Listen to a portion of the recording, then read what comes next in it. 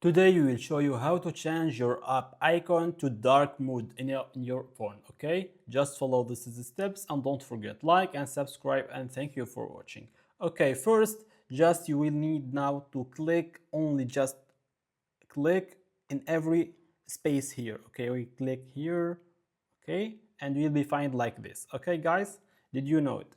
Okay, after this just go to edit and now go to customize, okay, like this, and we'll find here like a default, like a dark mode, like a clear. I like everything, it's like a clear, and a tint like this. You can like choose any blue, like a green, like this. You can choose like a red. You can choose what you want. Okay guys, and this is like for your like a picture or something like that. Okay guys, like a dark, like auto. Okay, just choose now the dark, and now finally have a dark theme of icon to darkest. Okay, just follow those steps and don't forget like and subscribe, and thank you for watching.